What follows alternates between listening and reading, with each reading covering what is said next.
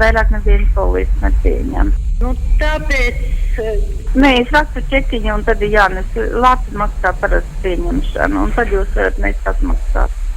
Jā, tā mēs arī darām. Rakstam uz čekiem vārdus, uzvārdus un tad viņi nes kaut kā atmaksāt. Bet viņi kavējas ar rēķiniem. Jums ir tā naudiņa jāmaksā viņai tie 10 lati. Bet viņa uzraksta to čekiņu un ar to čeku jūs ejat uz savu apdrošināšanas kompāniju un jūs tos 10 latus dabūnat apakaļ.